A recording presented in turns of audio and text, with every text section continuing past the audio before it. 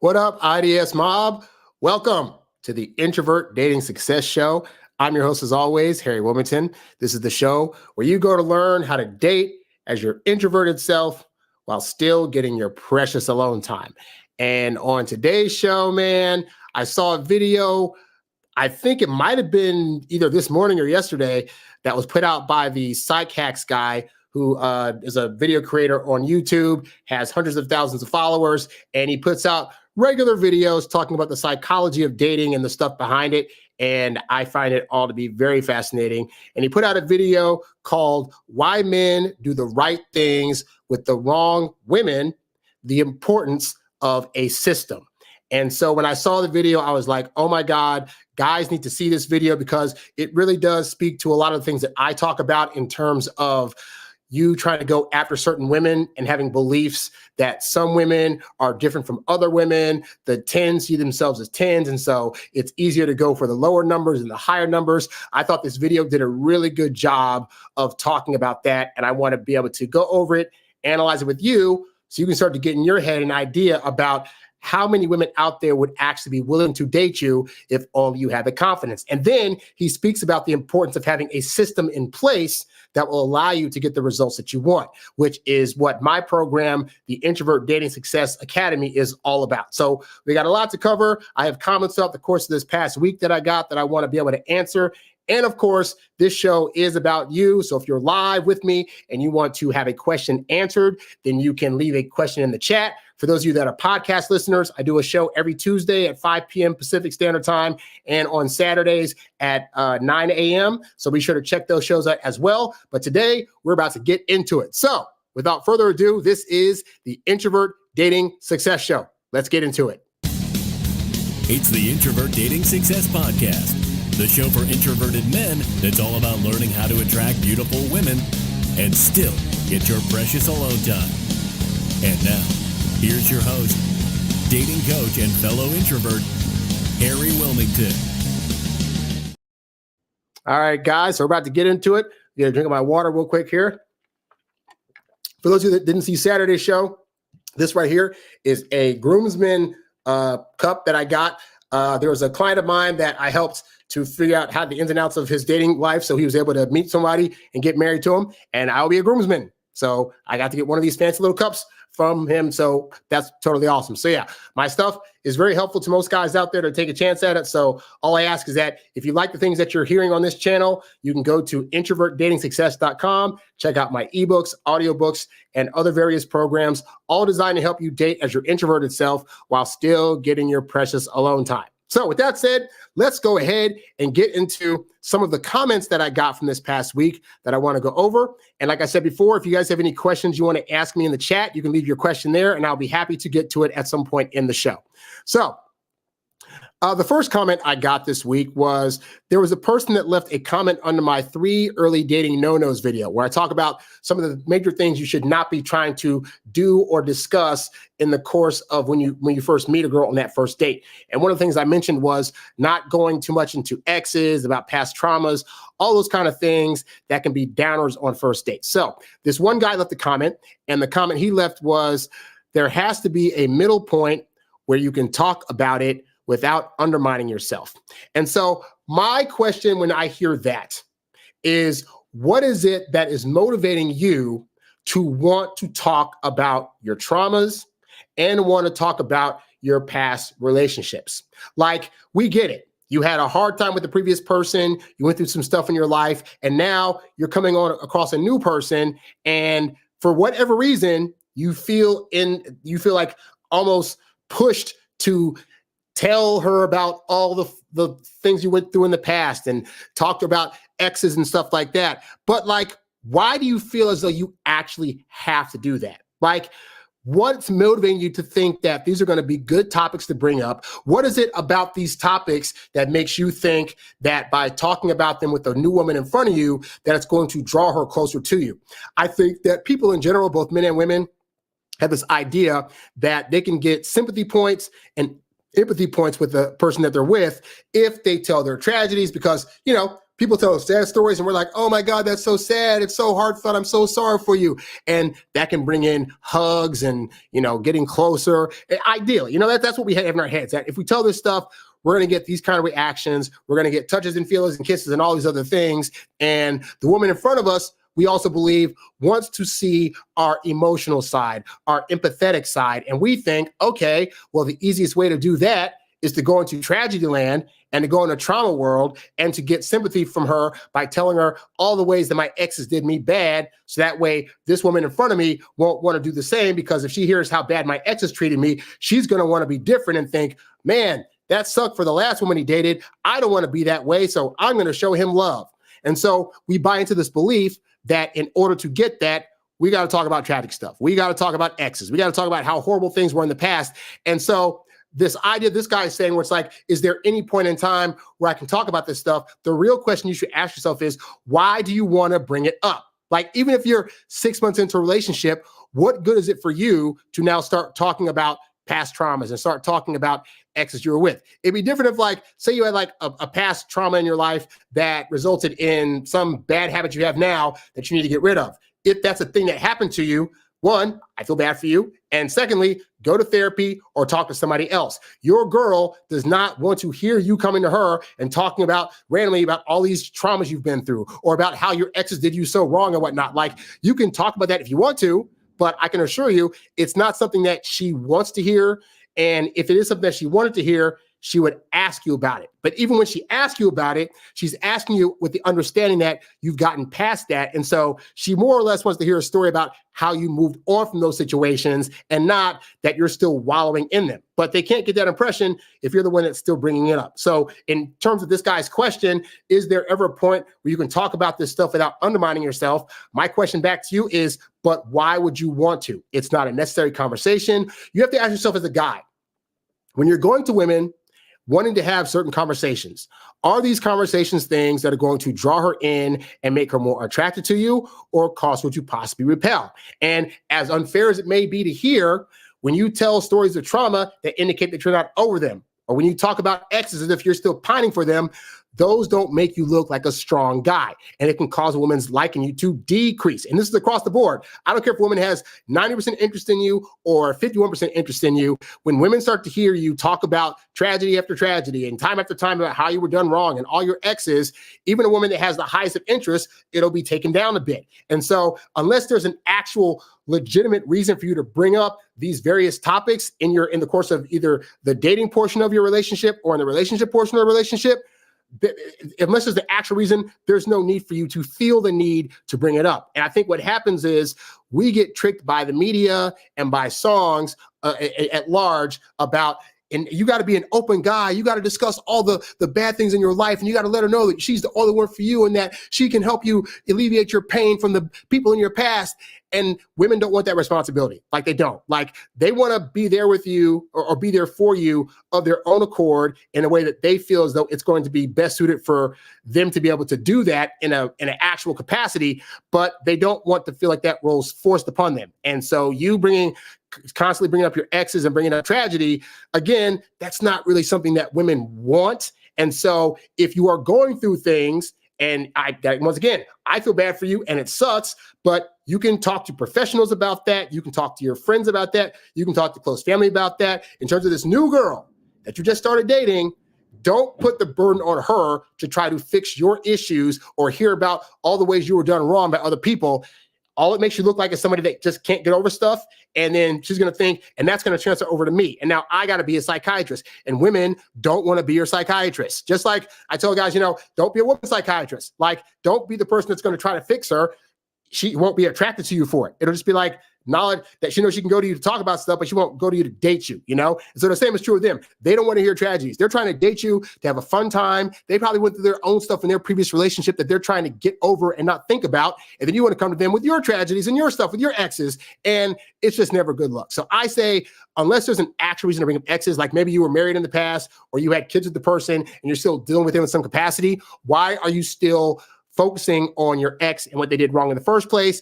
And why are you bringing this to this new girl's attention where it's going to look like you were just not over that situation? So I say it's not a good look. Now, you can try it. You can continue to think, but I want to bring up what I want to bring up and talk about. And she should understand there's a lot of shouldas in this world. There's a lot of things that women should do, but that doesn't mean that they're going to want to do it. And so you have to think as a guy, just because you think that a woman should do something, is that an actual thing she needs to do, or is that something you just want her to do? And if that's the case, you need to really re-examine why it is you feel compelled to talk about these various topics that at large, most women don't actually want to talk with you about. So hopefully that answers that guy's comment, because I was like, why do you want to talk about tragedies again? Like, it just doesn't make any sense to me, but some people do that stuff. So anyway, on to the next question that I got this week. Like I said, if you guys have any questions you want to ask me during the course of the show, you are more than welcome to do so. Leave a question in the chat and I will get to it. So I had a guy that's a new guy that commented on one of my videos, and then he left another comment after that. So I'm going to actually read his first comment and respond to that, and then I'm going to read his new comment whereby he's dealing with a female friend of his. I think they may have had crushes on each other in the past or whatnot, but let's get into it. So I had a new guy come to my channel and he said, I love your content, man. Keep it coming. I shared this video. Oh, it was a video that I did. I think it was like about leave. It was a video I did about this past week about leaving space for women to actually chase you and what that looks like. So based on that video, this guy left me a comment. He said, I love your content, man. Keep it coming. I shared this video with a buddy of mine who's also been having a lot of trouble with dating. I appreciate that. I love anybody that likes to spread the word and let these videos get out there to other people. So continuing, he says, so this part was interesting, right? He said, I disagree with what you say about waiting 4 days to text after a date, but I also have to be honest that I've never tested it. And maybe if I'd done it with the last woman I went on a date with, we'd still be seeing each other. I'll make sure to give it a try the next time and share the results. And I appreciate this comment because I remember, I wrote the comment under this and I said, in my dating journey, I said, I disagree also. I said, I totally disagree with the idea that we as men have to wait X amount of days before we contact a woman in order to get the best results. But the question you always got to ask yourself is, just because I disagree with it, does that mean that it's not effective? Because all we care about is, can you get the woman in your good graces? And so in guy world, it makes sense when somebody hits you up, or takes you out, you hit them back up right away, right? That's what in our most of our brains makes sense. But how attraction works for women is different. I go over this extensively in my Introvert Dating Success Academy program, where I talk about all the various ins and outs of how it is that women actually get best attracted versus what men try to do. And I find that once you get an understanding of where women are coming from, it doesn't make it less frustrating. It just makes it easier to get, because it's kind of like you walk around with your blinders on, not knowing, why can't I call them right away? Why can't I compliment them all the time? What's going on? And then with this program, you get a blueprint and you're like, oh, I now understand why it is that women don't want to get called all the time, why they don't need all these compliments, why they don't need all these gifts, et cetera, et cetera. And so what I had to do in my own dating life was say, when I started studying this stuff back in the day with the Doc Loves and David D'Angelo's and some other various people that I studied, I was like, okay, all this stuff sounds stupid. It really is. It sounds dumb. Like this is so not calling her for a while is going to work. So not telling her my feelings is going to make her build feelings. Like none of that makes sense. But is what I'm doing right now working?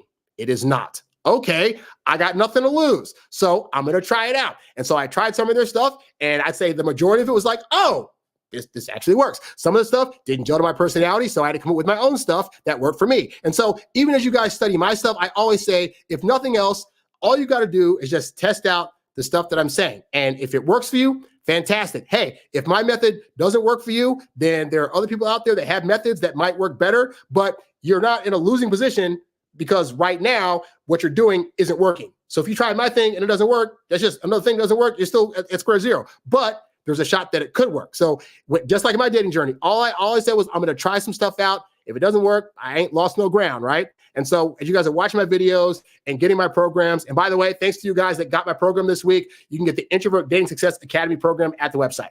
But yeah, all this stuff is designed because I've been doing this for 20 years now. I have a little bit of experience in how this stuff should work, but I had to go through my own set of trial and error. My stuff's designed to try to curtail how long it takes you guys to learn that. So ideally it's working for you. And I've got a lot of comments as of late saying that the stuff I'm teaching you guys is actually working for you guys. So I'm glad because it worked for me. So I'm hoping it's working for you. But yeah, at the worst, you just test some stuff out. So I'm glad this guy is saying, even though I don't agree with it, the reality is the stuff I'm doing is not working. So I'll go ahead and give it a shot and let you know how it works. And hey, like, nothing's ever 100%, but I'm pretty sure like 90% of women, especially those that have a good head on their shoulders, are going to be receptive to the things that I teach you guys. So that was the first comment the guy left. And then the second comment he left was this one with the situation he's going through. So this guy's situation, he goes, I'm hanging out with a female friend tomorrow who is newly single and has previously put me in the friend zone. Oh, we hate that here. We hung out a few weeks ago and had a great conversation that cleared the air with some previous miscommunications and crossed boundaries from both sides. So I wish I'd gotten more details about what that actually was. So when you guys write me, make sure to leave more details. The more details I have, the better it is I can give you guys the proper advice with your situation, right? But anyway, he says, tomorrow is not a date. She's going to hang out with me and some of my friends. I do really like her, but I definitely don't love her. She's a really cool woman that I have a lot in common with and could see us having a healthy relationship with. But I'm also in a place that if it doesn't happen, I'd be fine. How would you recommend proceeding from here? Well, to start off with, this is one of those things where I think guys get tripped up in thinking, if I'm not already in love, then I shouldn't be going after her. And that's not really how love builds. Like, I think guys have fallen to the trick of like media where, you know, the guy sees a random woman that looks cute across the room and he's just instantly smitten and instantly in love. And that usually instantly scares women off because they're like, how'd you fall in love so soon? So you shouldn't have full love with her. In fact, I would argue that where you're coming from right now is the best position because you're not so strung up on this woman that you're going to make mistakes or do various pitfalls that I'm going to go over later on in the show. So in this situation, for starters, if you like her on a level where you're at the very least seeing that there could be potential with her, then the first step would be to not do group hangouts. Like he said, tomorrow's not a date. She's going to hang with me and some of my friends. You don't need other people interfering with what you're trying to potentially build with this person, and having other people there is going to cause them to have commentary or say things to her in a way to whereby it can confuse her about where you're at in your situation or whatnot. So the first step would be to try to not have so many friend hangouts like you should be. And secondly, stop calling them hangouts. If you're legitimately trying to see her in a relationship capacity, you need to be calling them dates. Hey, I want to take you on a date. Hey, there's a thing happening this weekend or this coming week, and I wanted to see if you'd be my date to that. Like, you got to use the word date. Date is one of those words that lets women know in which direction you're trying to take this. And so based on that word and how she responds to it, you can get a better understanding of where she's at. Also, the great thing is, if you say, hey, let's go on a date, the way she's going to reject you is either, or reject you or accept you is either she's going to reject you by saying like, oh, I can't make it, I'm busy, and no counter offer, which is not a very hard way to reject somebody. And sometimes guys think because women are being nice and passive in their rejections that they're not trying to actually reject. But I can assure you, a woman that wants to see you will always say, if she can't go, I can't make this one, but how about this one? If she's not doing that, just know that's your signal that she's not interested. But if you say, hey, let's go on a date, she's like, oh, sure, great. Where do I show up? Then you know that she's open for a date, which means she's open for the pathway that you're trying to take this towards, which is a relationship, okay? So stop doing group hangouts. Stop calling them hangouts. Use the word date. And then, yeah, plan actual dates. And when you're on these dates, I want to stress this. I don't know what you guys talked about in terms of the clearing the air or previous miscommunications or whatever, but you do not go on these dates and start talking about feelings. You don't start talking about things like, hey, so even though we're friends now, I want to take this towards a relationship. What do you think about that? You don't do that. Like, you as the guy, go on these dates. You show her the best time you can. At the end of the date, you guys know each other long enough. You should be trying to go for kisses at this point to see if they're receptive, but you do not need to have actual talk conversations about feelings, about where you're at, about is it okay to kiss you? Like, none of those things are necessary. So just start off with doing that, okay? But ultimately, as I tell all guys, you really need to start focusing on building yourself a blueprint of some kind that's going to allow you to approach women in the same manner every single time. That's not going to make you nervous or apprehensive or make you look like a guy that doesn't know what he's doing, because women love guys that know what they're doing. If you as a guy do not have an actual plan of action when dating, then most women are going to see you as a guy that does not know what he's doing with women. And guess what? You're not going to be able to date a whole lot of women. All right. So I got my program, the Introvert Dating Success Academy. I got the Smart Digital Dating Program for those of you that like online dating, because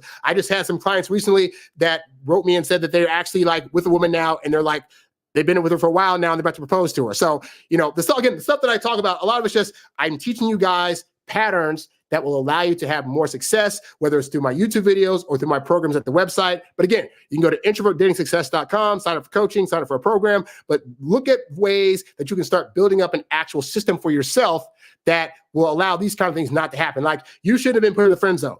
At the point that you meet a woman and you see there's any kind of attraction there, your first go-to should not be, I'm going to try to be your friend first, which is what most guys do. So we want to get you out of that and start getting to the idea that women that like you will want to be asked on dates. The fact that this woman's going on a hangout, it doesn't give you enough read of like if she would actually want to see you. And again, I stress, do not think that you need to be all the way in love with her right now. Like, this is what I call the dating phase, is the research phase. So you should not be having overly strong feelings for this woman. You should be thinking, she's cute, she's attractive, I could see potential with her, but I don't know enough about her yet. So let me take her out a few times and at least see if we can have a good conversation on a date, when I actually call it a date. Can I see if I kiss her, is she receptive? Let me learn more about her past to see if our families are going to gel well, or if what she's into is really what I'm into.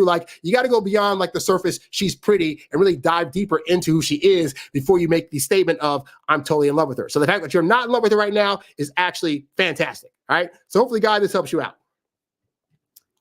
All right. We got a question in the chat. So question in the chat goes, hey, I have a couple of girls being clingy ASL. I don't know what that means. I'm not hip with the slang, I guess. I'm talking, following up text 3 to 5 times sometimes. I try to be nice and act interested, but honestly, I don't give a crap. What do you think I should do? This is why, again, and by the way, because I know you're of the younger generation, I'm so sorry that our generation invented texting, because texting very much kills attraction. And what you're starting to learn is that even on your end as a guy, texting can also kill attraction. I've had times where I dated women that were texting me nonstop, and I'm just like, freaking break. But the reason we feel bad about it when we don't respond is because in our heads we're thinking, man, if I don't respond, they're going to lose interest, blah, blah, blah. And so what I learned on my dating journey is that in the beginning, you are going to be, based on how you respond to women by way of them texting, you're going to be training women on how much they should expect to hear from you. And so when I would go on first dates, I would straight up tell women, I'm not really a big texter. I don't do it a whole lot. Obviously if I meet them online, for example, we had to text back and forth a bit to be able to meet up in person. But even then, sometimes I'd be 3 or 4 messages in, hey, let's meet up in person and have a date. And so I would tell them on the first date, I'm not really a big texter. If I'm out on my phone all day, because I'm a man on a mission. I got stuff to do. So if I'm not texting back right away all the time, I'm probably doing something else, but I'll always get back to you eventually. And then when they text me, I didn't feel obligated to have to respond back right away. Sometimes I'd have a woman text me and I'd wait 2 or 3 hours to respond back. And then I'd respond back oh, hey, I was doing something else. What's up? But again, that is training them to understand that I'm not like these other guys that are on, pins and needles waiting for the woman to text them. Oh, please text me back. Oh my God, I got to hear from you. That's not what I'm doing. And so, but I found that if I train a woman early on to not expect all this texting from me, then that becomes our regular communication. And so what doesn't happen later on is if you're texting a whole lot in the beginning, what happens later on is as you want to start lessening back in your texting, women start getting suspicious. Hey, you were texting so much before. Now you're not texting me anymore. What's going on? Are you seeing somebody else? What's happening? What's going on? And so I don't set women up for that. I set them up to expect from day one that they're probably not going to hear from me a lot. And that if they want to hear from me, chances are they're going to have to reach out to me more than I'm reaching out to them. And I also train them that I'm going to reach out to them when I ask for dates, which also then, funny enough, makes them understand, okay, he only texts me or initiates a text rather when he wants to go on a date. So maybe if I want to hear from him more, I should ask him on more dates. And in effect, they end up asking me for dates, which means they're now chasing me. And if they're chasing you, they can't be replacing you. So all this to say is that it's going to be very hard. It's going to be very hard to not be so invested in women texting you all the time and not texting them back because you're going to feel like an a-hole. You're going to feel like I should be texting back. Oh my God, I'm available right now. I'm not doing anything. My phone's right here, so I can totally like text him. But I'm just and so but again, you got to get into the practice of like there are other things that you got going on. Yeah, if whether you're hanging out with other friends or family or doing other activities, the reality is that you also have a life outside of your phone. And the funny thing is, most women want to feel that. Like, women will be texting at the beginning a whole lot, but it's like they kind of want to know that their guy is not always available because they can picture, oh, he must be doing some other stuff that's really important, or oh, he must be doing some new sport, or he must be trying to go after some kind of goal, so he'll get back to me later. And women actually prefer that. But that's also true of like the older you get, women are going to expect that. If you're at a younger age, then unfortunately y'all got all the time in the world, so it's a little bit harder to have that be a reality for you guys. But trust me, like you don't lose points for not texting back right away all the time. In fact, I would argue that most of the so-called bad boys that are winning are the ones that women want them to contact and won't. So this is why I always tell you guys, you can learn some stuff from the bad boys. Like their methods are nefarious, but some of the things that they do, nice guys could adopt to get the results that they want and then still be a gentleman, So all that to say, don't feel so obligated to change your texting pattern. If you find that it's working for you to not text them back consistently all the time, good. Like you should really get out of the habit of texting all that much anyway. I'm assuring you, as a person in his 40s now who's been texting since he was in his early 20s, the most success I've gotten with women have been the ones where I didn't text them all the time and I responded when they texted, but it was at my leisure when I was able to, and I wasn't trying to cater to what their texting schedule was. So hopefully that gives you some insight and helps you out a little bit. Okay, let's see what other things I got here. Let's see. What other comments do I have here?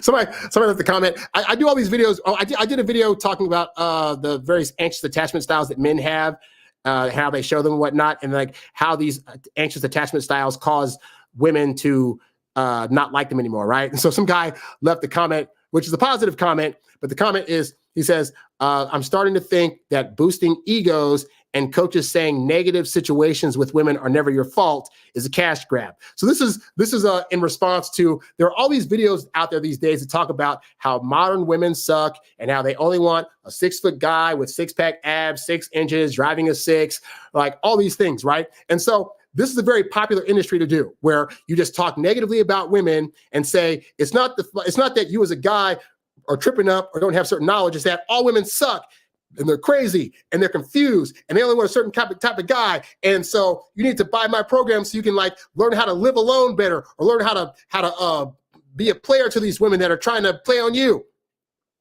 And I just didn't grow up around that. I grew up around people that were generally in happy marriages, or if they got divorced, they were still relatively nice to each other as spouses.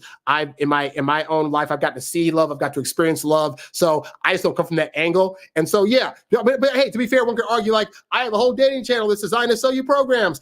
I try to sell, but I try to sell like positivity and hope. Like, hey, get my program so you'll get a system so you'll know how to date women. Like, I tend to come in from that angle. But a lot of these guys out here are selling stuff like, hey, learn how to be an alpha guy and just live on your own accord and this and that. And to be fair, those aren't bad lessons. Like, you learning how to be indifferent to outcomes, to be indifferent to whether a woman likes you or not, and to be focusing on your goals, those are all good things. But to say, hey, guy, learn to just focus on your goals and screw all these women, like, you don't need to do that. Like, you can learn to focus on your goals, but also learn a certain set of skills that will allow you to be more confident, be less anxious around women, and be able to get them. So those things can be in harmony. You can and also, because I've gotten sometimes people say oh, sometimes you talk negative about women. It's like, I talk mostly positive, but I also think that you should listen to guys that have had negative experiences so you have a more realistic idea of how women can be as a whole person. There are some women that'll be completely nice, but there are some women that'll be nice at times, but also have their own nefarious things about them too. I think you need to have that realization.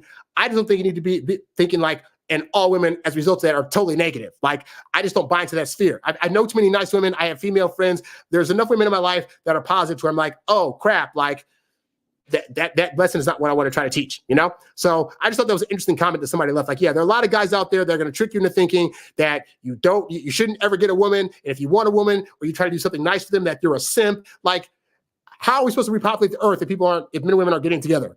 So I like to err on the side of, yes, sometimes women can do bad things, but there are nice women out there that you're also losing simply because you don't know what you're doing. And so that's why I have programs. That's why I got my introvert dating success.com website, because I think that there are enough positive women out there that you can go after that you're going to lose if you don't know how to do the right things. So just wanted to highlight that comment. Okay, I'm going to read a couple more comments, and then I'll get into the main crux of today's show. Let's see. I got a question here in the chat, and the question goes, what topics can I talk about on a date? Yet I don't seem like I'm trying to lock her down or seem like I want a friendship. Hope it makes sense. Well, my number one thing is this, is that, and I used to make this mistake too. I used to think, okay, I used to sit at home and try to pre-plan out things I could talk about with women.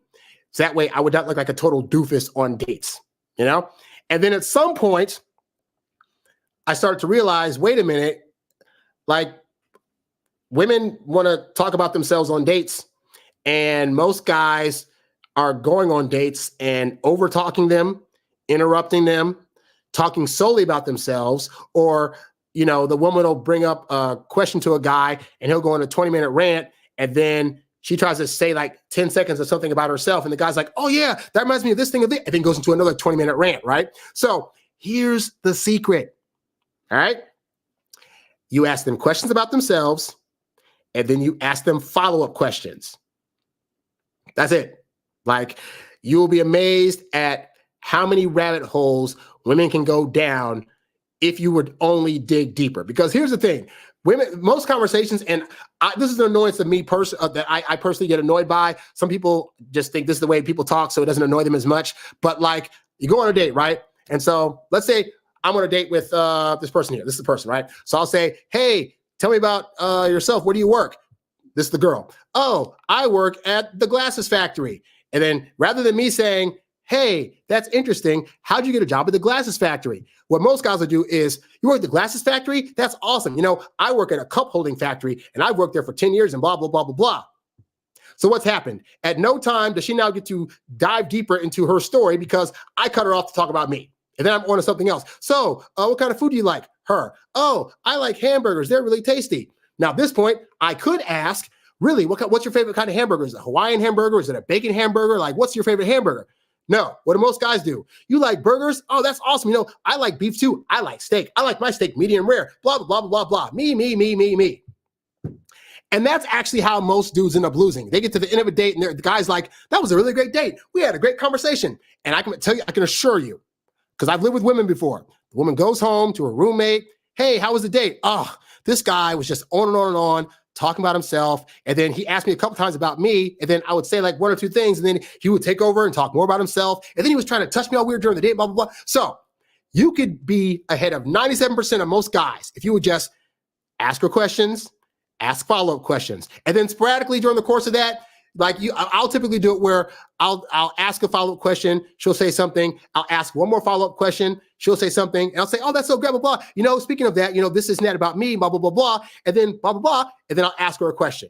And then also you find when you do that, sometimes, most of the time, women that have an interest in you will ask questions back. See, I think the fear most guys have is they don't think that a woman's going to actually have enough interest in them to ask them questions. So what they do instead is they preemptively say, well, she needs to know more about me, and she's probably not going to ask me, so I'm just going to tell her about all myself, so she'll get a good idea of who I am and what I do, and she'll be able to make an assessment about how much she likes me based on how much I'm talking.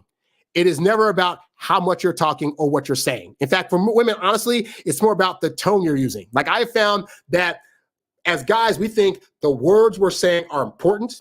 And what I've learned is that the tonality. This is why like guys that are like more suave and cool, they can say like peanut butter and jelly. And just the way they're saying it will make a woman's insides go, oh my God, peanut butter and jelly. Now I'm jelly. Oh my God. So I'd say really focus on your tone of voice. And then again, focus on asking her questions, doing follow-up questions. You just do those three things. I promise you, you will get better results. In terms of like actual topics, like I would say this, it's not true that you can't ask a woman about like her job or her family. Like, I mean, people say like, oh, those are so mundane topics. Women want to talk about them though. But you can start with a surface level question, and then you can dig deeper by asking follow-up questions. So if she says, for example, you say, oh, where are you from? Oh, I'm originally from Maryland. Oh, Maryland. Surface level question. Oh, Maryland, that's interesting. Like, what city were you in? Oh, I was in I can't think of cities right now. Oh, I was in Chevy Chase, Maryland. Oh, Chevy Chase, like the actor. That's funny. Hey, so like, but you're here now. So like, what made you move from Maryland to here? Boom. Now you're diving deeper into her story, which is what she actually wants to talk about. But here's the thing: most women, unlike guys, aren't going to just volunteer all that stuff because, you know, as guys, we have an ego. We want people to hear us. A lot of times women think that nobody wants to actually be bothered with who they are or what they're about. And to be honest with you, most women go on dates. If you were to see a woman before most dates, most women are like, ugh. And it's contradictory, right? Because you're like, but wait, she's saying to the date, but she agreed to it. Why is she saying Because most women know and have experienced that when they go on a date, they're going to go there and they're going to hope above hope that this guy is different from the majority of guys. But what her experience has taught her is that this guy's probably going to be the same. Like she's going because she's like, there might be a shot this guy's different, but I'm probably going to go on this date. He's going to talk a lot about himself. He's going to say some things. He's going to try to touch me, make a sexual comment. At the end of the night, he's going to want me to try to pay for the date, and he's going to still want sex me after that. Like, it's going to be a bad look. So that's how most women are going on dates. So all you got to do is none of that stuff I just said.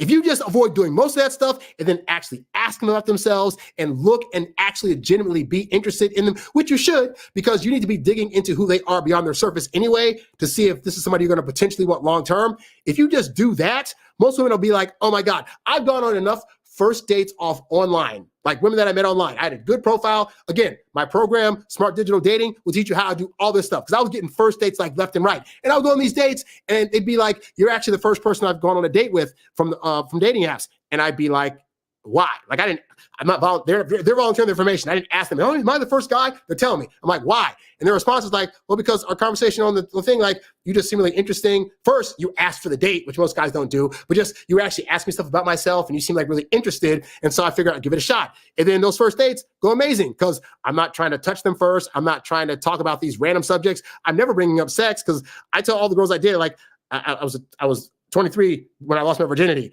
I've practiced in being patient and not asking for it. And lo and behold, I found that you get sex faster when you don't talk about it.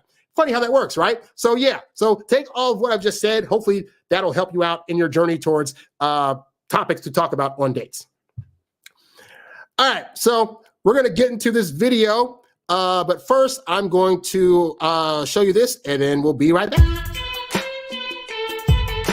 Hey guys, yep, it's still me here. So if you have been trying to figure out the ins and outs of how to date, it can be very, very challenging, especially if you don't have the proper roadmap to be able to get there. You know, going from dating to getting into a relationship has its own set of problems and issues that if you're not aware of them, you can ultimately end up not being successful. And that's why I've created the Introvert Dating Success Academy. This is an academy that is designed to help you figure out the ins and outs of how to meet, greet, attract, date, land, and keep the woman of your dreams. You could have a girlfriend within the span of 3 months of meeting somebody if you knew the practical steps to take at each stage, from when you first meet the woman, how to talk to her, all the way up to how to ask her out on a date, the kind of date to take her on, how to get to that first kiss, or something more complex as to how to get in the bedroom, what to do when you're in the bedroom, and even concerning things like when you guys have your first argument, how do you deal with that? What signs can you look for that indicate how she feels about you without you having to ask her? And how can you tell when it's time for you to have the relationship conversation? Well, these are all things that are covered in the Introvert Dating Success Academy. It is a video course. It is 12 videos that are designed to walk you through that entire process, A through Z, step by step, so you can finally land the woman of your dreams. And with that, there are some pretty cool bonuses that come with that as well. Now, if you want to check that out and see what the whole program is about, you can go to introvertdatingsuccess.com and you can click on the programs tab and then click on the section that says Introvert Dating Success Academy and see everything that comes with it. But I promise you guys, this program is based on my personal success and the steps that I've used time and time again to be able to attract women, get with any kind of woman that I want to, and if I decide to, get into relationships. And I believe it can be very helpful for you as well. So go to the website, take a look at it, and I'll be happy to assist you and help you when you join the Introvert Dating Success Academy today. And we're back. All right. So before we get into this, short question in the chat. This reference to one of the girls that was texting the guy I talked about earlier. So this guy says, one of the girls that texts me is always sending me sexual reels / short videos. Like, I mean, it would be a video of a cool background, and then the text would be, imagine he does this or that, and it's always graphic. How should I respond? Well, if you don't want those kind of messages, you can block her. Like, you don't have to accept those kind of messages. If it's making you uncomfortable as a guy, see, this is the thing. As guys, we're told that we're the ones that are always looking after sex and trying to do stuff, blah, blah, blah, blah. The reality is you might be one of those guys that's just like, I mean, someday I want to do that, but I don't want to talk about it or have it sent to me. So if it's bugging you, then just block that person, or just say, hey, like, I know you're trying to be funny with those videos, ha ha ha, it's whatever. But like, you can say, hey, I don't want my mom like see me watch one of those and then call me out and be like, what's going on, and take my phone away. So just be like, I just please don't send those things. If they can't respect that boundary, then that's somebody that you shouldn't be talking to or entertaining. Like, it really is that simple. You got to learn to, it's always good to, as a guy, be able to know how to establish and set boundaries for yourself, because women will cross boundaries. And a lot of guys, when that happens, they feel like, well, I can't call her out on it because I'm a guy and I should like this. Like, no, you got to like that. Like, as much as I enjoy seeing hookups and naked people, like, there's certain things I don't want to get sent to me either. Like, I have to tell people, like, hey, please don't send this stuff. So you're in your full right to do that. If it was uncomfortable doing that, then that's something you have to grow into and learn how to do, because trust me, this world's going to bring you a lot of stuff that you're going to, not like, and have to be willing to stand up and turn down and say, I don't want to deal with this. Please get that thing away from me. And the earlier you start practicing that, the better, So hopefully it helps you out. All right. So let's go ahead and get into the main topic of the show. So this guy right here is Dr. Orion Taraban. He has a channel on YouTube called Psychacks, Better Living Through Psychology. And he teaches guys and men and women about the ins and outs of psychology and how it's used in terms of the dating capacity, and just gives you a different angle of how to think about things. And so this video, I believe he posted this video yesterday. It may have been this morning. I forget which one, but he did this video called Why Men Do the Right Things with the Wrong Women. And when he says wrong women, he's referring to men doing the right things with the so-called sixes versus the nines and tens that guys get so, anxious about being around that they don't do the things that would actually get them. But with the sixes and fives or whatever, it's like no big deal. And so I thought what he talked about was a very fascinating thing that I want to go over, because I've talked about it a few times on the show about how what I've talked about especially is that how we view women and how women view themselves are usually completely different things. So women that we think are the hottest of hot, they live with themselves day to day. They're not thinking they're the hottest of hot. So whether it's a 10 or a 4, both women probably have the same mindset of, I'm not as hot of ish as people are probably telling me. And so for guys to be apprehensive around them, most women can't understand it, because they themselves are like, I'm not intimidated by me, and nobody in my family is. Nobody in my like, how's this a thing? So we're going to watch through this video. I've cut it up in a bit, so it's a little bit shorter, but we're going to go through the video. I'll pause at parts to give my commentary, but I want you guys to really hear from this guy who's a doctor and a psychologist about the ins and outs of doing the right things with the wrong women, and the importance of having a system in place when you're trying to date. Let's go ahead and get into it. I'm Dr. Orion Taraban, and this is Psychacks, Better Living Through Psychology. And the topic of today's short talk is men do the right things with the wrong women. We'll start with approach. Guys, imagine you're at a bar and you see a 6 on a bar stool and a 9 in the corner surrounded by a bunch of her friends. After a couple of drinks, most men are actually going to end up approaching the 6.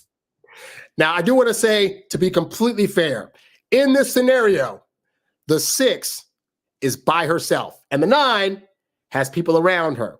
And so for most of you guys trying to approach women that are in a group, that's what we call like advanced level dating, because it can be very hard and it can be very anxiety inducing to try to approach like a table of like 4 or 5 women to hit on one specific woman. And there's ways you can go about doing that. But suffice to say, but even if that wasn't the case, I can assure you, most of you guys, if you saw a 6 by herself and a 9 or a 10 by herself, most of us would probably go after the 6 for reasons he'll go into. Why? because they're going to incorrectly perceive her to be the safer option.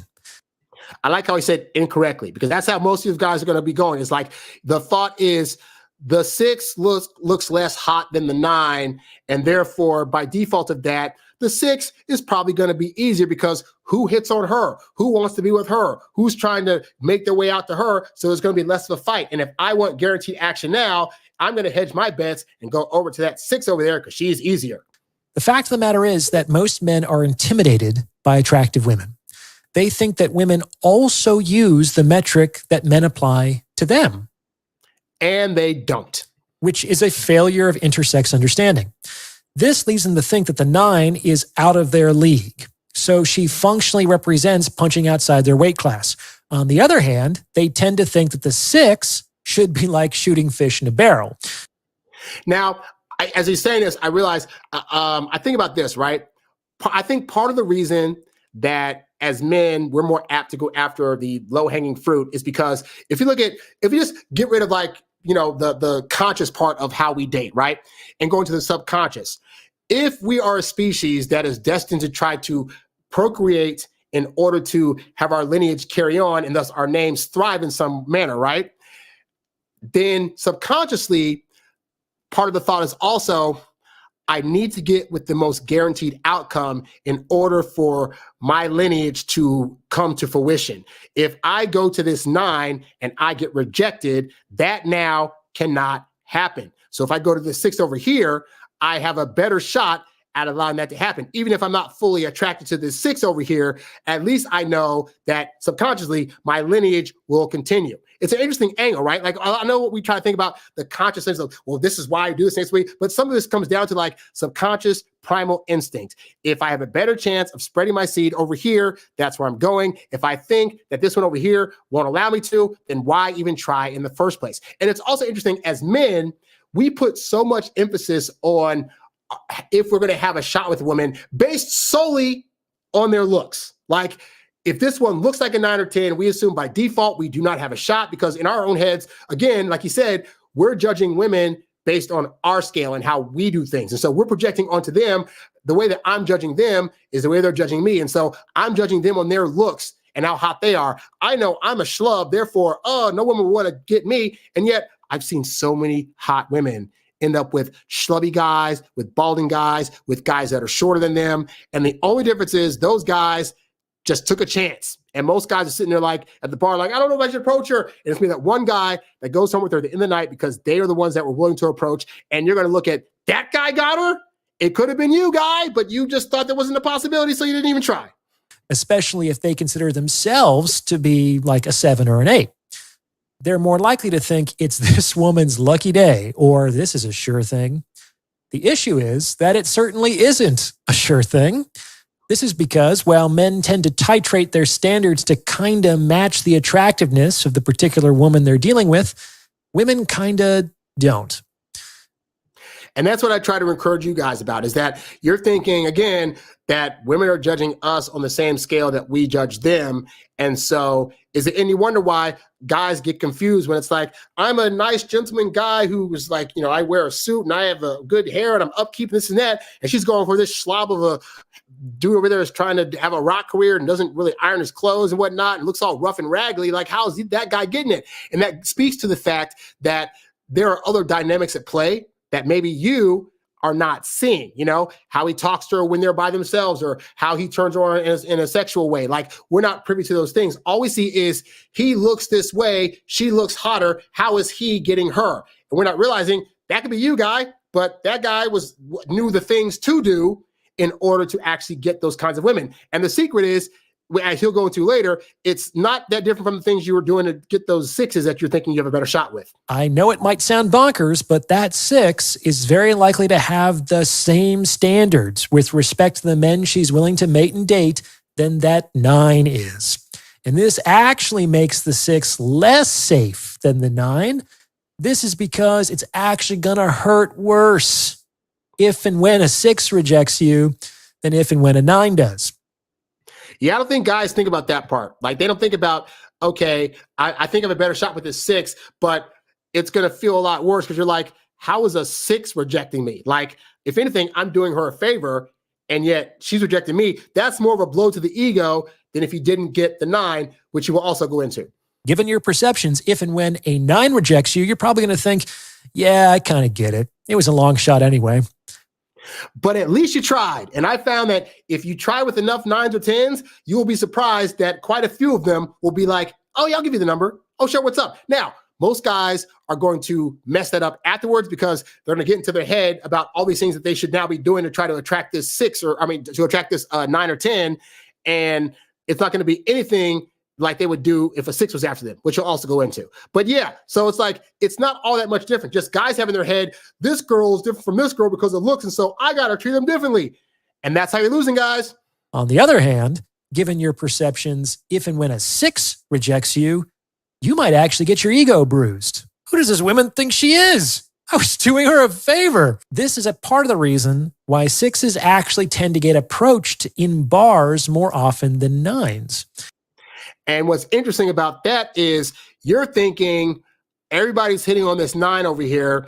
And so in order to better my chances, I'm going to hit on this 6. The problem is now there are 4 or 5 other men in the bar with you that had that same thought. And so you guys are all getting up around the little cute 6 girl, and the 9's sitting there like, nobody ever approached me. I've seen so many, we'll say, society wise considered 9 or 10 women that have complained about the fact that nobody ever approached me, nobody ever talks to me, I don't know what's going on. And you're thinking like, but you're so gorgeous. Yeah, that's the problem. Everybody thinks that she's so gorgeous that nobody's hitting on her. And so back in the days when I was throwing out a lot of parties at my apartment with my friends, I would see the hot girl and I'd be like, that one, because I was like, most of these guys here are going to trip up and not know what to say to her. Or if they do talk to her, they're going to be simping for her and trying to give her all these compliments. So I know, do the opposite of all that, and also treat her like a regular human being, and then sporadically, like, don't hang up on her all night, like talk to her for a little bit, go away, come back, yada, yada, yada.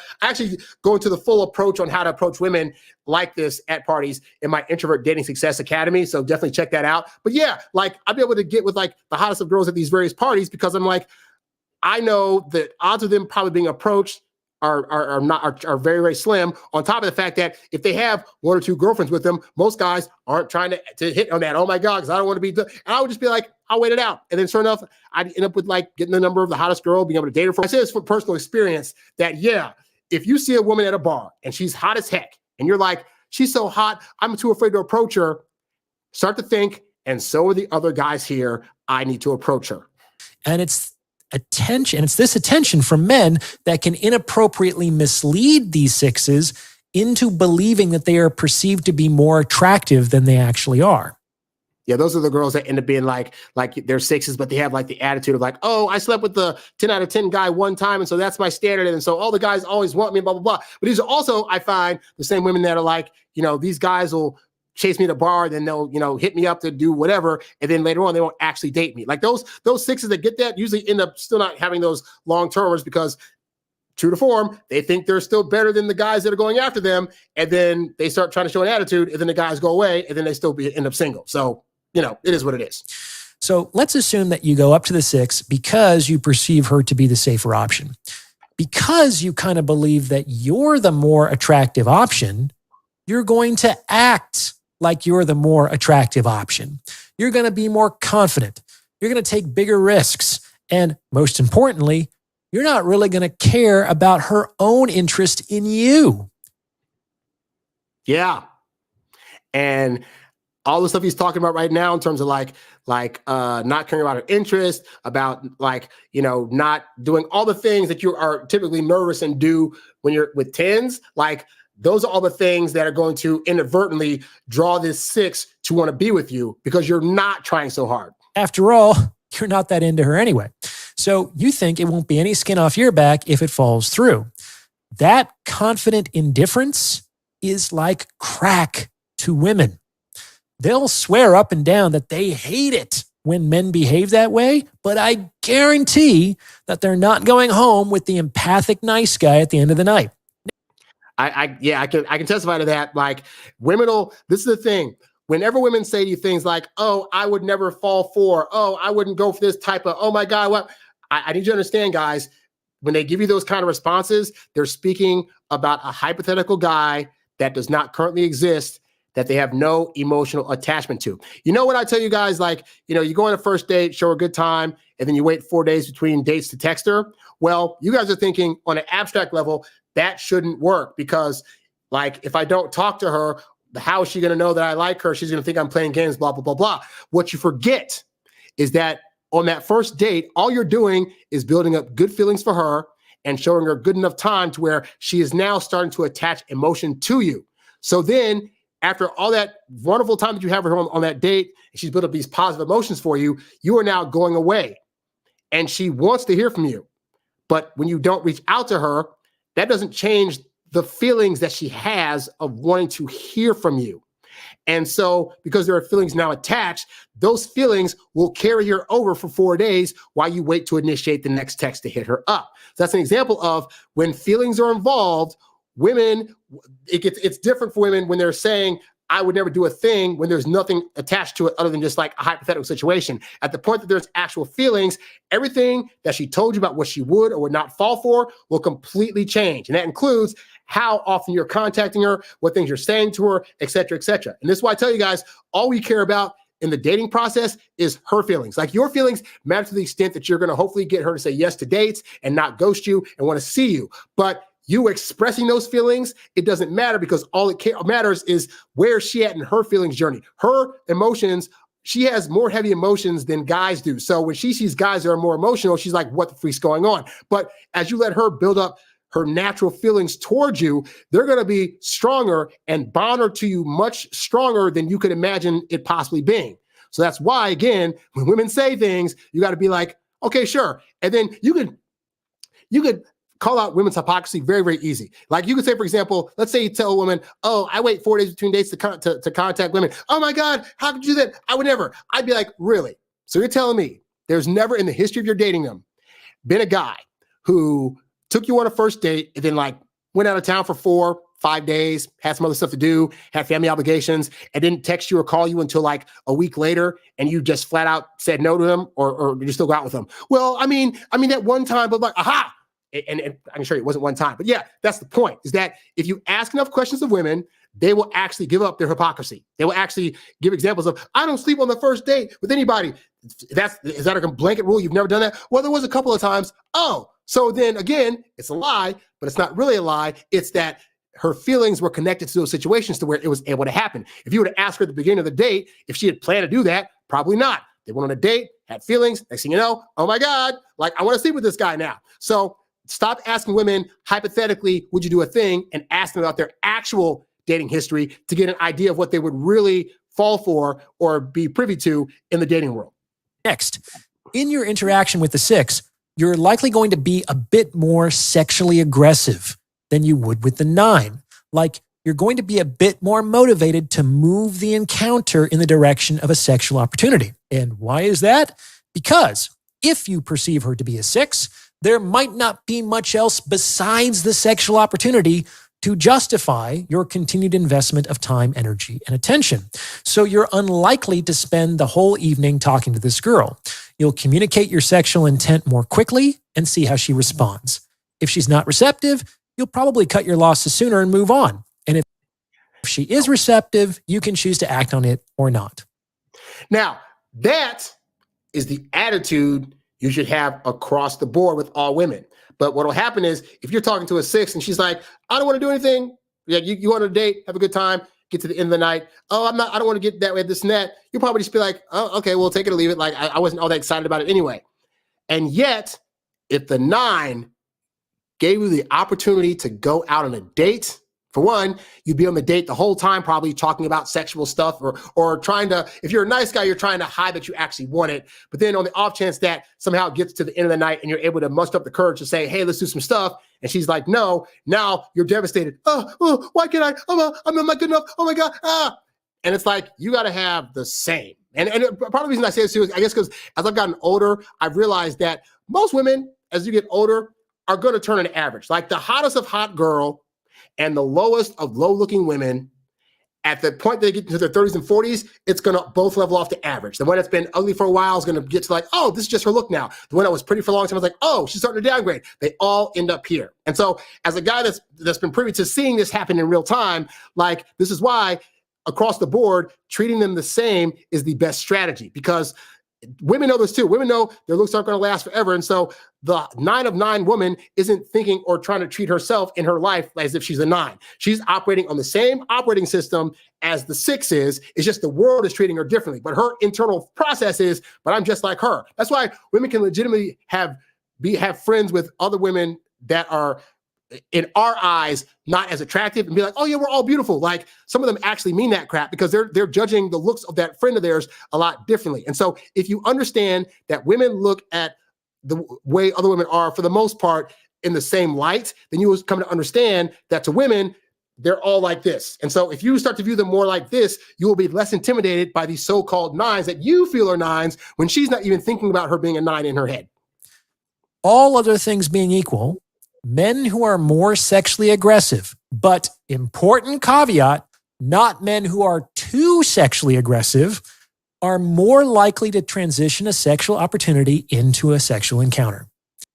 And that's why you as the guy can't be, it's a delicate balance of you don't want to be a guy that you go on a date and all you talk about is sex, all you talk about is trying to get her in the bed, but you can't be a guy that goes on dates and just sits like this. Or you do what I used to do, which is like, okay, I'm not going to bring it up. So I'm going to just talk about random topics, And then there'd be times where like women I was on dates with would bring up like a sexual innuendo. And I'd be like, oh, that's funny. Anyway, blah, blah. And I completely like let it bypass, not being aware that that was her opening to like, is this guy a sexual guy? Is he open to that being a thing that we do? And so because I was the one that was brushing it off, I eventually lost those women. So as the guy, women are going to expect you to, they expect it. Like, I know it's this thing, we get judged like, oh, men just want sex. It's not that we just want sex, but you can't be a guy that never expresses any kind of sexual interest ever, doesn't have any kind of pull. Like even something as simple as you get to the end of the night and then you kiss her and she accepts it, right? And maybe you say like, hey, you want to go up to your place, get some coffee? And she's like, oh, no, not tonight.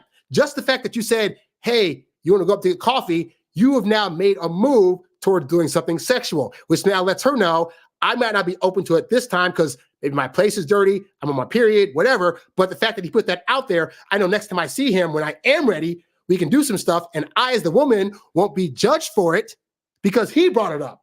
And so that's the importance of you as a guy having to bring it up and knowing that sometimes you're going to bring it up and she's not ready for it. And you just take a little step back to the previous step. And sometimes you bring it up and she will be ready for it, and you take it to the next step. But you can't be so apprehensive and anxious and nervous that you never bring it up at all. It's just like he's saying, don't bring it up like nonstop all the time on the date where she starts to get the idea that that's what you're all about, you know? And this is simply due to the fact that it is very rare for women to take the lead on these things. And they don't want to. Like, they can pump the brakes, but they're generally not going to step on the gas. And that's the woman's job. The woman's job, your job as the guy is you're going forward, and her job is to let you know, whoa, not right yet. So again, early on, you go on 2 or 3 dates. By the 3rd date, you're like, I'm ready to hook up with her. And you say, hey, can I come to your place for coffee? And she's like, oh, not tonight. That's you going a little bit forward. That's her saying, I'm pumping the brakes. But it's okay for women to pump the brakes. That does not mean that they've lost interest or they don't want to do anything ever. It just means at this moment in time, she needs more time with you to feel comfortable doing that step. But if she's still saying yes to dates and going out with you, then those are all progressive steps. And then each time you just, hey, can I come to your place this time? Okay, you can come up to watch movies, but like, we're not going to do anything. Okay, great. You go upstairs, you actually watch the movie. She's like, oh, it's getting late, you need to go. Okay, great.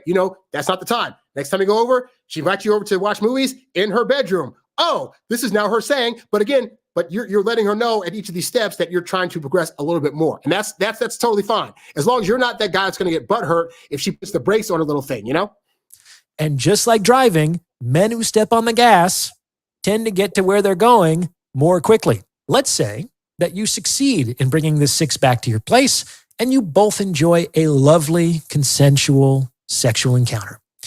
Once you're finished, how are you going to behave? Are you going to be telling this girl that she's the best you've ever had? Are you going to start planning the second date while you're still lying there in bed? Once she leaves, are you going to text her the next day? Hey, I want you to know that I had a great time last night, smiley face, winky face. No. Once you're finished, you might be thinking, when is this woman going to leave?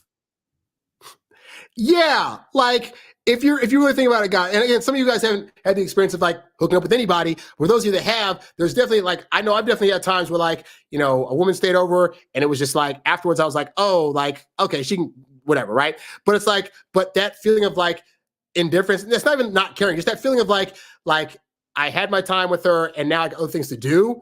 Like that feeling, you'll probably more apt to do for like the 6s and the 5s or whatever, right? But you also need to be able to do that same action and have those same thoughts for the 9s and 10s. Because again, women have the same programming. Like you thinking, I'm going to run program A on the 6s and 5s, and then I'm going to run program B on the 9s and 10s. Well, program B is not getting you the results you want. If you're running program A on both sets of women, you would find, surprise, surprise, they react the same way. And you're probably not going to be texting her anytime soon. After a certain amount of time, this will probably motivate her to reach out to you because most women don't like the idea of simply being a one-night stand. And therein lies the part, is that if you're going after a 9 and you end up on a date with her and you end up hooking up with her, you're thinking, I don't have a shot with this chick. But if you do everything right from like the meeting to that first date to that first hookup, what you'll find is, just like the 6s, their emotions are going to now get involved. Unless you start simping or start begging for their approval or start trying to text them nonstop or ask them on dates after the hookup. Like these are the things that, again, you don't do for the 6s and 7s that are getting you, resulting in them like liking you more, that you just can't seem to do for the 9s and 10s, and yet it would work. And you might be cool and indifferent about the prospect of a second meeting. Do this a few more times, and this woman might be blowing up your phone, trying to invite you over for a home-cooked meal. And guys end up thinking, why is it always the ones that I'm not interested in who always seem to want a relationship with me? The answer is simple, my dudes. You did the right things with the wrong woman. I guarantee that all of the things that you did to pull the 6 are just as effective in pulling the 9. Why? Because these two don't belong to different species. They are the same animal. They are woman. They are the same. Now, here's what happens, right? You think, let's say like a product launch, right? Like, let's say I got a Nintendo Switch, right? So there's a Nintendo Switch and one is in one box that has like the red and blue colors. And then the other one's in a box that's in like the gray color. You're thinking, oh, this one with the color is the easier one to play. So I'm going to play with this one instead because that one in the gray looks kind of hard because it's like gray and whatever, right? And you're not realizing like they're the same system. Like they have different colors, but they got the same buttons, same programming, play the same games, play the same games, right? And so, yeah, like the way the 6 is programmed, the way the 9 is programmed, these two internally are the same. They respond to the same things. They have the same kind of conversations. If they aren't feeling you, they're going to give you the same exact excuses. Oh, I was busy. Oh, this isn't a good time in my life right now. I just broke up with an ex-boyfriend and I can't blah, blah, blah, blah. Like if you really start to study women, you will realize they all do the same things, which is why, as a younger guy, I thought, women are so difficult to figure out and they're so strange and I can't figure it out. As an older guy, I can assure you, women across the board react to the same stuff. They like the same things. They say the same things. And so that actually makes it easier to date as a guy. Sometimes it feels unfair because it's like, wow, like I know the next 5 things they're going to say or do based on this thing happening. Like, is that fair that I know that? I feel like I have like secret intel I shouldn't have. Oh my God. But women have been studying relationships and us way before we started studying them. So even the playing field by studying up with them. But yeah, like how the 9 is going to respond to certain action that you do, it's not any different.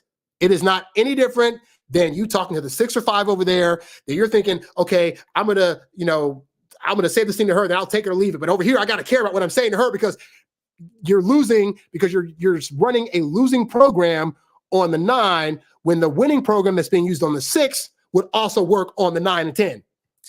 And if it works on one, it will work on the other. The problem is that your attraction literally fucks with your perception. And you end up thinking that the two are somehow categorically different. They're not. That's all in your head. But what do guys do when they finally meet a woman that they're really excited about? They throw all of that effective behavior right out the window. They disclose their attraction and positive emotions quickly and clearly.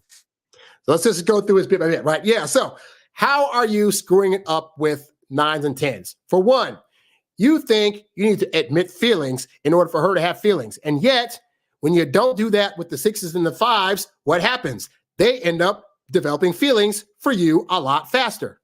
They hesitate in expressing sexual interest and communicating sexual intent.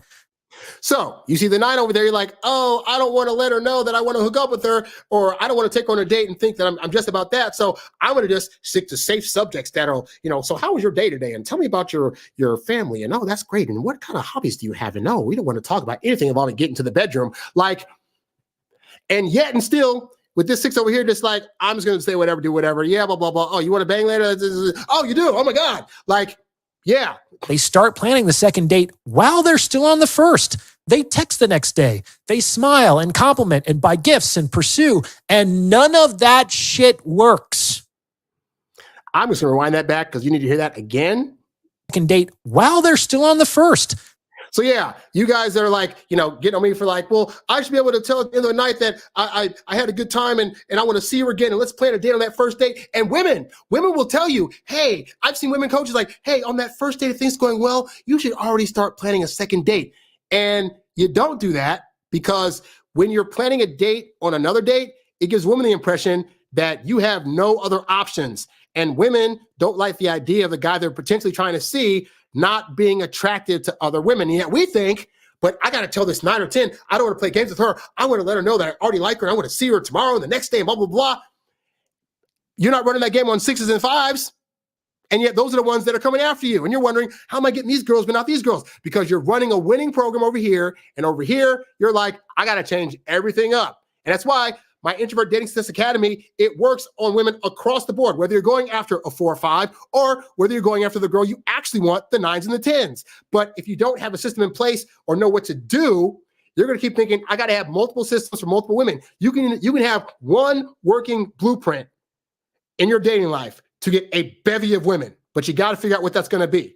They text the next day. They smile and compliment and buy gifts and pursue. And none of that shit works. None of it. And it wouldn't work for the 6 either, but you wouldn't even think of doing those things with her because you wouldn't believe the effort would be justified by your attraction. Right. So you're thinking, guys don't see that. I in my college days, when I just didn't have a good self-esteem, I was going after those 4s and 5s. And sure enough, I'd get them on dates. And then I'd be trying to do these overly expensive dates and trying to compliment them and get them flowers. And none of that worked on them either. So I was I remember there was one girl in my freshman year, I took her to Disney on Ice.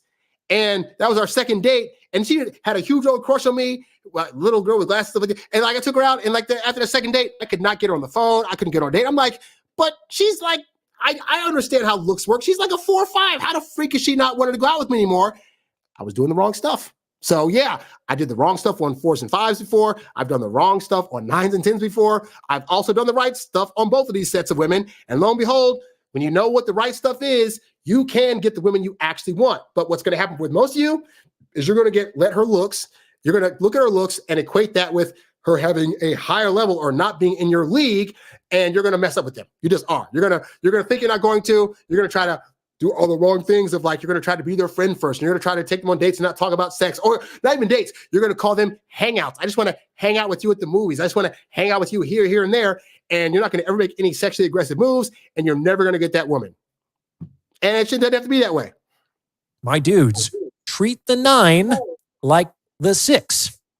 When you invest any given woman with more interest and emotion than she invests in you, then you make her the adored. That turns you into the adorer, the pursuer. And this is a problem because women are kind of like prey animals. When you start to chase them, a lot of them have this instinct deep inside of them to just run away. And so that's why, guys, when you're nonstop texting them, when you're trying to invite them out all the time, when you're trying to invite yourself to be around her and her friends and her family, when you're trying to force her to open up to you and tell feelings, all this stuff is hella intense for women to feel from you because it feels like you're mowing them down. This is why I always say it's better to make a move and then step back and let her come towards you, because if she's chasing you, she can't be replacing you. But if you're chasing her, I can guarantee you're going to get replaced relatively quickly for somebody else that is allowing her to chase them. Even if it's from a really great relationship opportunity, like they don't know that yet. They just feel you chasing, and so they just feel this impulse to run away. And that's why I tell you guys too, some people are like, well, if I was going after her and then she starts acting weird, then she's playing games, or she didn't really like me this whole time. And I assure you, you can do things to a woman or say things to a woman that legitimately liked you and had high interest in you and wanted to be with you and saw a potential thing budding with you. You can chase them away simply by you being anxious and needy and nervous and desperate and trying to call them all the time and text them all the time. Like, you can do things to women that actually want you to leave you without them having to have a chatter Tyrone in the background. Like, so many guys are like, well, she probably did, if she pulled away or left me, it's probably because she had somebody else. No, women will be like, I'd rather be single than deal with this guy that's being anxious and nervous and show me all the things right now. Like, you have to understand that. Like, you are losing women to nobody simply because of your behavior. So again, you got to get that under wraps and start to understand that the way that you feel when you're around 6s and 5s and how you're treating them is the same way you need to be around these 9s or 10s that will date you if you learn and understand what that's all about. And even if it's wrong, this instinct is kind of in the service of their survival. Like, it's more adaptive for them to run from a false positive than for them to not run from a false negative. Understand? This is why it's really important not to pursue women. And I know that sounds counterproductive sometimes. Like, you think, okay, how do I get a woman but not try to get a woman? And that speaks to the fact that you probably don't understand the things that women are looking at. If you are a guy that is chasing after your goals and your dreams, women like seeing men that are productive, for one. And also, you not being so needy of them gives them the impression that other people must want you, otherwise you'd be all over her. Now, whether or not that's true, she needs to know that. All you need to know is that what her perception is. If you meet a girl at a party and you kind of talk to her back and forth and like you go talk to her, then you go away and talk to somebody else, this and that, she's like, oh, he's not all about me like this other guy over here who's been following me all night. I wonder what that's about. What other conversations could he be having that's more interesting than talking to me? You know what? I need to go get his attention. And that's one of the ways that you get women to chase you. But suffice to say, most guys don't experience that. Most guys are having lack. They don't have an abundance mindset because, to be fair, they haven't experienced an abundance in dating. So when they get a girl that they're interested in, they're like, I got to get her right now. Oh my God. But then with the 9s and 10s, they're like, okay, I got to get around her, but I got to be sneaky and I got to like not let her know how much I really want her in the bed and all this other stuff. And then the guy she's going home with is doing all that stuff. You know, if you do, in the vast majority of cases, you'll only succeed in chasing them right out of your life. I understand that this can be difficult, but as a man, it is essential that you keep a tight rein on your emotions. Finally meeting a woman that... And by the way, because I'll get flack for this, keeping a rein on your emotions does not make you a robot. It does not mean that you do not have feelings for the girl that you're going after, or that you can't be nice to her, or that you can't take her out on dates and show her a good time. But it does mean that you need to really assess how you're feeling when you're around 6s and 5s versus around 9s and 10s. And what I did back in the day is this. I really started to study, okay, these girls I seem to be able to talk to really, really easily. What is that feeling that I have when I'm doing that? How am I actually talking to them? How am I interacting with them? And then I would study that and then try to remember that for when I got around the 9s and 10s that were like, caused me a bit of anxiety, right? To where I started to practice, okay, I said some funny comments to this girl, whatever like that, and brushed her off and she started liking me. So let me try it over here. And it was hard at first. It's hard to like think, okay, I can just say whatever to this 9 or 10 and she's not going to, and it's like, lo and behold, they responded positively. Okay, I went to a party and this 5 or 6 over here, she seemed just for a makeout. So I said, screw it. I just went for it and just made out with her. Oh my God, that was amazing. Okay, now there's this 9 or 10 over here. And every guy at the party's been looking at her. I want to make out with her too, but I don't know if I have a shot. You know what? You lose nothing if you don't try. Go talk to her, hang out for a little bit. Next thing, going for the kiss. Oh, snap, I kissed her too. This is amazing. But it all starts with, you have to recognize that if you start doing the actions that are similar with the 6s and 9s and doing them for the 9s and 10s, that again, it's the same programming. Different looks, different box, same programming. They will both want confident guys that are willing to approach them, make them feel good, step up the ante a bit, and go for what they want. And if you're doing that with the 6s but not with the 9s and you're unhappy in your dating life, then consider that you may need to stop putting the 9s and 10s on such a high pedestal, especially when, again, I stress this, most women do not view themselves as 9 and 10s. They know in their day-to-day that they're gross, they have periods, their hair is not always kempt up, they don't always do everything right at home, they pick boogers, they are gross human beings, and you need to start seeing them as such so you can regulate how much of a fine, attractive, out-of-league person that you're talking to when they don't even feel that they don't feel that way about themselves. There you go. Right. That you're authentically excited about after months or years of unsatisfying engagement in the sexual marketplace is kind of like getting pocket aces in poker after a string of bad hands. If you start jumping up and down in your chair and pumping your fists in the air, you are going to blow that opportunity, man. So what do you do when you get pocket aces in poker? The same thing you do on any other hand you get dealt in poker. You need to stick to your system. Yes, we're just going to get into systems now, but suffice to say, yeah, it really is like that. So the way that you act, the way that you feel, the way your emotions are around these 6s and these 5s, if you change that up around the 9s and 10s, they're going to see it and not choose you. And the funny thing is, a lot of times they're in the same room. You'll have your so-called 9 or 10, right? We'll have friends that you consider to be 6s and 7s, and you're thinking, oh my God, I got to treat one different than the other one. And yet that 9's looking at you like you're treating her completely different. What the freak's going on? Whereas if you were treating them both the same, you're flirting with her, you're saying outlandish stuff to this one, but also to her, then she recognizes you're a guy that gets it. You're a guy that gets women, not just a guy that gets 6s and 5s. And you understand that she wants the same kind of dynamic as you are giving the 6s and 5s, which are not as serious. You're more playful, you're more lively, you're more assured of yourself.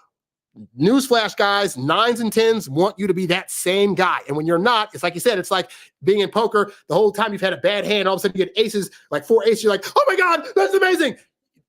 Nobody's going to bet on you now. Nobody's going to bet against you because it's like, oh, I'm out.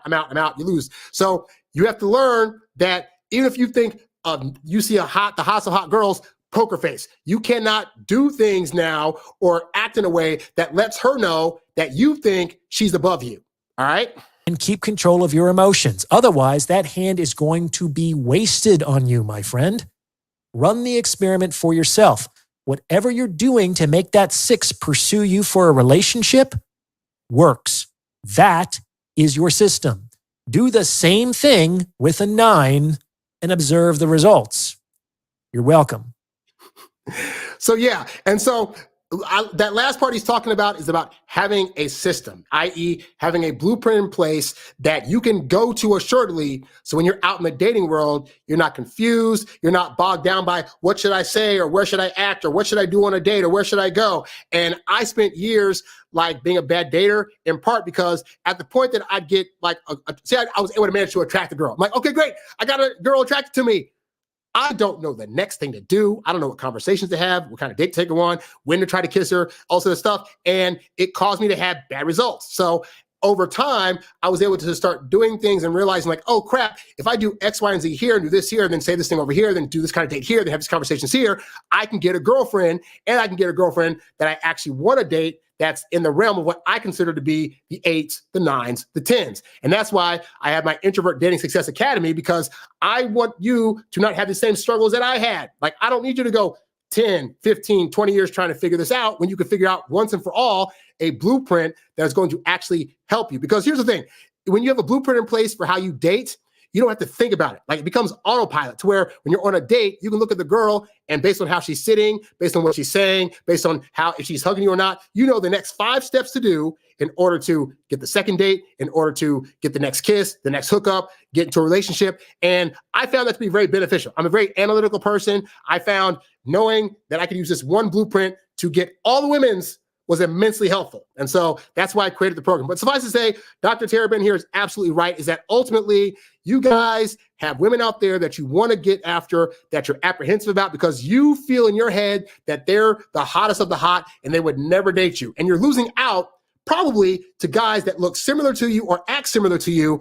And the only difference is they went after what they wanted and they had a system in place to be able to get that woman into a relationship, whether they knew it or not. Some guys are just naturals and they just typically just over time, they just built up a natural way to get women. But for those of you that have not, I assured you, you can check out the Introvert Dating Success Academy at the website just by clicking on the products tab, and you can see if the stuff in there gels with you enough to where you feel as though it could be a system that will work for you in terms of your dating life and all those other things, So check that stuff out. But I love this video. So hopefully some of the stuff that he talked about and some of the stuff that I talked about in my commentary will help you out immensely on your dating journey. All right. So with that said, got a few more minutes in the show here. We're going to answer a question in the chat from a younger guy.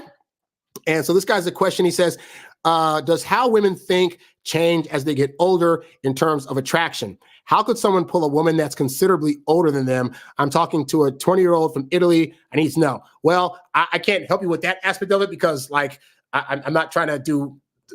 Depending on your age, like that may be illegal for older women to talk to, because like women can also get arrested for that kind of stuff too. I'll say in terms of women's attraction changing, it really varies. Like and this is the part that young people don't want to hear, but from ages like 13 to 25, people's brains in general are still developing, women's brains and men's brains. And so where a woman's going to be at in terms of what she finds attractive at teenage years versus her 20s, versus her 30s, it will definitely change up, especially as a woman gets to her 30s. If she's not married and has kids, all she's going to be thinking about is, I need to get married. I need to have kids because everybody that I know is already getting booed up and I have nobody and no kids and no family or whatever.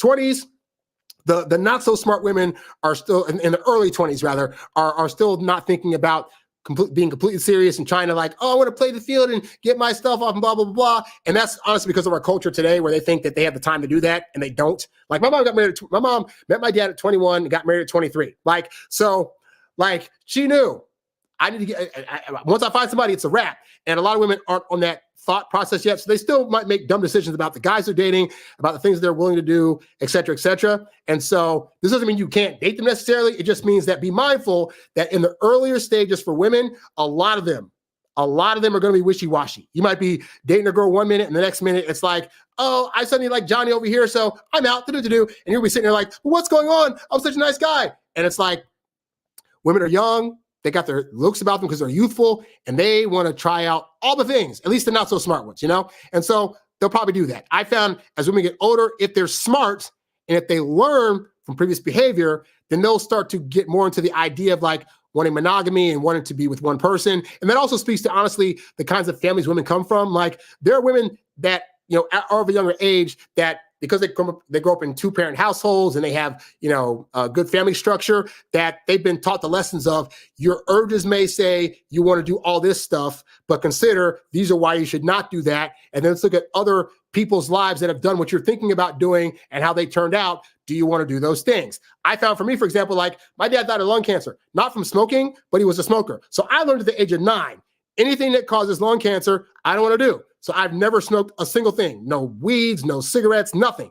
But who's to say if that incident with my dad hadn't happened, if I would have been like, I'm curious, I know it causes cancer, but I want to try it out. Like I grew up in Virginia. Virginia is like the tobacco capital of the world. So is it any wonder a lot of people in Virginia smoke? So that could have been me. I was young and dumb and trying to figure out stuff at times. Like that's just the process. So I said to say, women at this age, at the younger ages, guys are going to get mad, but you cannot completely fault them for making dumb decisions because everybody at the age is dumb. Now, if they're 25 to 30 to 40, still making dumb decisions, that speaks to, again, traumatic childhoods, bad past, or just not learning the lessons of their previous selves. And so those women can't be helped. So hopefully that gives you some idea of how that works out. All right, let's go over a couple more comments that I got. Again, guys, if you have any questions you want to ask me in the chat, you definitely can, and I will answer them during the course of this show. So there are a few more other comments that I got that I've been meaning to get to since like Saturday. We do the show every Tuesday at 5 o'clock p.m. and Saturday is typically at 9 a.m. I'm doing a wedding expo this weekend for my photo booth, so it may be at a different time, but it'll still be on Saturday at some point. Let's see. So, right here. So we got a comment from a woman. I love getting comments from women where they solidify the things that I'm saying. That doesn't always happen. Like I've gotten a lot of commentary from women on my the video I did talking about how you should not confirm dates. And I think some of them just see the title and they think, don't listen to this guy. He's saying don't confirm dates. And I'm saying you as a guy should totally confirm dates, blah, blah, blah. And if they would watch the video, they'd see that in the video I said, you confirm the date when you're making the date. I don't say, hey, we should meet up for coffee sometime. Okay, great, hang up. Like, no, you sit on the phone, you talk about what you're going to do on the date, the day, the time, you get all that stuff done, and then you say, okay, great. If nothing else, if nothing comes up, then I will definitely see you. I've got it on my calendar. I will see you at this day, at this time, and you leave it be. So you confirm the date, but when you're setting the date, you trying to call the next day, hey, want to make sure our date's still on. Like, so when women say it, don't ever believe them. Because again, if you ask about their past history, I can assure you they've gone out on dates with guys that did not confirm, and they still showed up and had a great time. But anyway, this woman left a comment under my video, can you really say I love you too much? And her comment goes like this, 100%. My boyfriend says it too much, and if I don't say it back, he tells me to say it. Ugh. He says it several times a day and often sounds insincere. It appears clingy. I have told him I don't need constant validation. He always thinks I'm going to end the relationship. So this kind of harkens back to the topic I covered on Saturday about having an anxious attachment style. This is a guy that is extremely anxious. He's probably got a 9 or 10 hot girl and is like, oh my God, I got her. I got to keep her. I got to do all the things. I got to over compliment, over text. I got to over tell her how much I love her and care for her. And a woman that has a good head on her shoulders, guys, she doesn't need that much confirmation of your like for her. Like the fact that you chose her to date typically is more than enough confirmation for her that you probably find her interesting. So to go overboard is a thing that even women don't like. Women don't like you over complimenting. They don't like you saying overtly, I love you all the time. Like, because for one, it becomes less special. Like if you're saying it all the time, then it's special none of the time. And then to her point number two, and this is an angle I hadn't even considered, is that she says he often sounds insincere. Now, the guy is probably saying, I love you every single time from a sincere place. But it doesn't matter what the guy's intent is. It doesn't matter what he's thinking about. All that matters is how is she taking it in? And how she's taking it at times is he's saying it all the time. He must not mean it all the time. If you want your I love yous, your I like yous, your I care about yous to have more meaning to women, say it less. I teach you guys on here, everything that you're doing for a woman should be a 1-to-3 ratio or 3-to-1 ratio. For every 3 times she does something, you do it 1 time. So if she initiates 3 texts to you, then you initiate a text. If she says, I love you, you make her say it 3 times before you say it 1 time. And guys will think, this is playing games, blah, blah, blah. No, it's understanding that women read into things that come from us 3 times more than we mean it to. So our 1 I love you will feel to them as if we said it 3 times. So now say I love you 3 times. It feels to them like you said it 9 times. And that to women is overkill. You try to initiate a good morning text every day. You're thinking, I'm going to initiate a good morning text every day. That to her, it feels like you text her 9 times. It is overkill. And so once you get into your head the idea that, oh, part of what Harry's saying is that if I make less moves, it'll feel as though it's equal to the number of moves that she's making, then you will do a lot less, because to her, you doing less is actually feeling like you're on an even playing field. But when you legitimately, like this whole thing about, women want 50-50. No, they don't, because 50-50, if she's pursuing you and you're pursuing her and you're both pulling in 50%, your 50% to her feels like 150%. It feels like you're doing too much. So you as a guy got to learn to make strategic moves. You make a move 1 time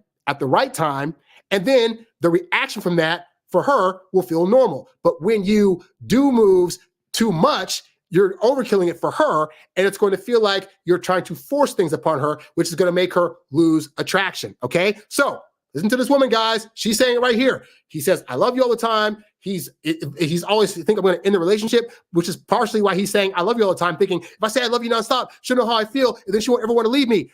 When has it ever mattered what you are feeling that's going to, in terms of making a woman do something she does or does not want to do? Like you feeling, I just feel like I got to say I love you all the time. Well, if she doesn't like that and it makes her get the ick feeling, then you could do that to your blue in the face. All it's going to do is turn her away. Like, yeah, she gets it. You love her. Fantastic. But you saying it nonstop does not make her gain more attraction to you, and actually makes you look like you're like more of a feminized guy. So you don't win points doing something you want to do because it's just the way you do stuff when it's not effective for the woman you're trying to get that to. So I'm glad she left this comment so you guys could hear once and for all, women do not need you to constantly say, I love you or I like you to them in order to attract them. If anything, it's going to actually chase them away. All right. Let's see. Let's see if we got anything else. There were some comments I meant to read last week that I didn't get to that I said I would read to. Let's see if there's anything here. Oh, that's got it. Okay, so I'll get to this one because I told this guy I would answer this question. So this guy had a question in the chat. He said, if I'm dating someone who pulls away a day before a planned date, do I still show up for that date or do I mirror her actions and pull away also? So there's a lot of dynamics going into this seemingly simple phrase that I'm going to break down. So for starters, the fact that this guy says, if I'm dating someone who pulls away a day before a planned date, that automatically indicates to me that he's communicating with her too much. Because in order for that to happen, he would have had to set a date and then continue texting her nonstop to where she suddenly starts slowing down her communication to where it's like he's not getting any responses at all. So when that happens, that indicates that you were doing too much. You were thinking you got to be the guy that's going to text her nonstop. Sure, you've got a date planned, but you know what?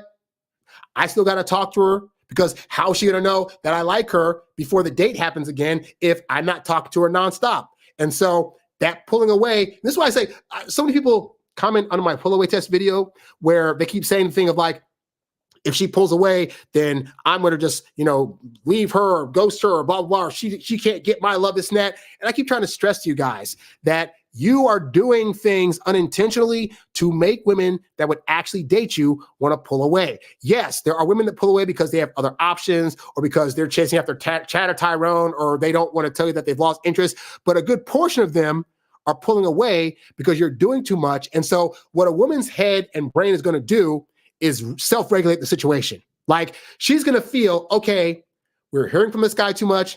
We're seeing him too much and he doesn't seem to want to stop. So maybe if we pull away, then it'll balance things back out to where you can start reaching out. Because see, when women are pulling away, what that means is that you're doing too much and you're not giving her the space to come towards you. I just put out a video about how to give women the space to chase you. If women are chasing you, they can't be replacing you. But most guys are too afraid to give women that space. So they'll set a date and then think, okay, the date's in 2 days. I need to be texting her nonstop. And then all of a sudden it's like the day before the date, like, oh my God, she stopped texting me. Oh, I don't know what to do. I just got to text her some more.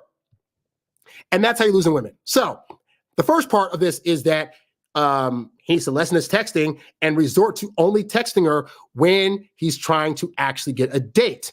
This does not mean you don't text her at all. It means that you wait for her to initiate text and then respond. And then the only time you initiate a text first is when you're asking for a date. I found in my dating life that just doing that little step will get you further in the dating process with most women. You trying to think, I got to send a after date text and a good morning text and a how you doing text and a rapport text and a get to know you text. All these texts that you're sending, they're mirages. They don't need to exist. They don't actually work. All right. So that's the first part. But the second part, he says, so we planned a date. I notice she's pulling away. Do I still show up for the date? And my answer is always yes. Now, some of you guys will hear that and think, okay, Harry, but wait, if I already have the feeling she's going to cancel, or I've been down this road before and it usually results in the woman canceling, then why would I show up? And the honest reason is because your brain needs to get it. Your brain needs to feel that this other person, for whatever reason, either because you pushed them away or because they're being disrespectful, they did not show up at the agreed upon time that you guys said you were going to meet up. And that is a woman that you should not be dating, because if she's not going to be willing to abide by a time and a commitment that she herself agreed to, then you don't need to date her. But what most guys will do is they'll get the feeling that a date's going to cancel, and then they'll either hit the woman, hey, so I just want to make sure that our date is still on, or they'll say, well, if she's not showing up, or I don't think she's going to show up, so I should probably just not show up. But what happens is your brain doesn't now get that this woman doesn't actually want to see you, which means later on you can say like, well, I mean, I called her and she said, oh, she could make the date. So she had a good excuse. So she must still want to see me. Or, well, I didn't show up for the date and she didn't show up, but I didn't let her know I wasn't going to show up. And then maybe she has stuff to do. So I should definitely try to ask her out again. And so your brain ends up staying in this state of not believing that this woman likes you or doesn't like you. It's just in limbo. I don't believe in staying in the land of maybe. And so sometimes you have to do things that let your brain know unequivocally if this person's interested or not. So all I would do is simple.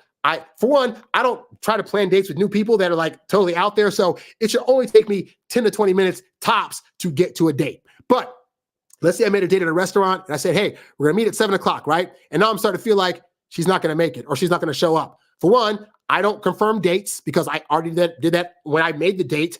I'm a man of my word. So I'm going to show up at the time that I showed up, and I'm going to expect and assume the best out of this other person, which is that they also keep their commitments. So I'm going to get there. I'm going to sit there at the time that I'm supposed to be there and wait.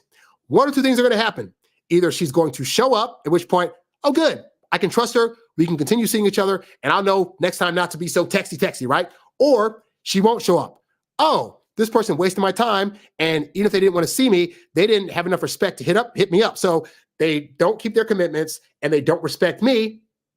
I don't got to chase anymore. And that will get me off the wheel of having to actually go after that person. Whereas if I didn't do that, my brain could trick me into thinking, you still probably got a shot with them, do. So I am always for you as the guy. If you make a commitment to be at a time and a place, you hold up your commitment. You be the stand-up guy that you're trying to show her that you are. And if she decides not to be that person, it sucks for her. And it sucks that you don't get to date her, but at least your brain will now get that this person does not want you, and you can seek other women. All right. And so sometimes, and I know sometimes, because guys don't want to waste their time and energy and effort. And I get, as an introvert, I'm also like, I don't want to show up on a date and then her not be there because I could have stayed at home, do whatever. But for the purposes of your well-being, for the purposes of you going after women that actually want you, show up for that date. And whatever's going to happen is going to happen. It's part of the dating game. It is what it is. But again, this goes back to look at what mistakes you were making early on. If this guy knew not to constantly text this woman, if this guy knew the kinds of dates to take her on, if this guy knew the signs early on to look for that would indicate whether she's a good candidate or not in the first place, then he wouldn't have run into this. That's why I have the Introvert Dating Success Academy at the website, because it it walks you through these kind of scenarios and situations whereby you will know preemptively what things to do and not do, so these kind of things won't happen. Like if he wasn't texting so much, he wouldn't have lost his girl's interest. Well, if you know the right way to text and not to text, then you can figure that stuff out. I talk about that extensively in the program, as well as in my book, Texting Women Like a Boss, which you can also get at the website. All right. So suffice to say, yes, still show up for the date. She may not show up, but it's to your benefit that you do it. So you will learn the lesson then and there, to not text so much, and also to not chase after women that aren't interested. So hopefully that helps that guy out. All right. So we got another question in the chat here. I love questions. So the question in the chat goes, I have a crush on a friend that recently got divorced. How should I act around her if I want her to be attracted to me without seeming like I'm trying to get with her fresh out of a divorce? Do you give dating app advice, like how to text her initially / ask her on a date? Yes. So in the Introvert Dating Success Academy, I go over a section about how to actually ask women out, about how to get their number and how to talk to them, and a guaranteed way to get a woman to say yes almost anytime you ask them out. I also have my other program, though, called Smart Digital Dating. And that program is all about dating apps. It's about how to set up your bio, how to set up your pictures in the thing. I talk extensively about the ways that women actually experience dating apps and why most men fail and what you can do instead. I have a whole video lesson in that program that just talks about messaging, like what first messages to send, how to get the conversation going, at what point you ask for the date, how you actually ask for the date, and then what kind of date you set up to ideally guarantee yourself some much needed success in the future. So yes, those two programs, whether either which one you get, will help you immensely. I found I had some great success on dating apps. I was able to go on date after date after date, but that was once I figured out a system. See, for guys, it really boils down to, if you have the right system in place for online dating, if you have the right system in place for your regular dating life, then you can learn how to meet, greet, attract, land, and keep women once you have this stuff in place, and you won't be anxious because you'll know in your head, I do this step, and this step, and this step, and this step. Oh my God, I got a girlfriend. It's amazing. But to answer your first question, Your question was, this guy asked the question, he said, I have a crush on a friend that recently got divorced. How should I act around her if I want her to be attracted to me without seeming like I'm trying to get with her fresh off of divorce? All right, so again, I have a whole program that's dedicated to whether it's a divorced woman, whether it's a single woman, whether it's a woman that you've been friends with for a while. Like, these are the things you do A through Z to get through this. But suffice to say, I will say this, the number one mistake that most guys try to make in these situations is thinking that she wants to get right into a new relationship. And if you go at her trying to make this a relationship, you are going to fail, because it needs to be her idea to be in a relationship. And so part of that's going to mean that you guys can hang out together. You can even call them dates. Hey, I want to take you on a date, blah, blah, blah, blah. But at no time can you be looking like you're forcing this to be a relationship. Because, and this is the thing most guys don't get, right? It's like a Jedi mind trick. You get the things that you're not trying to force. So if you're going on a date with her, so I know your last situation with your marriage didn't work out, but I think I could be your new boo and I can show you all the things and blah, blah, blah, blah. She ain't trying to hear that. Right now, all she's focused on is trying to go out and have fun.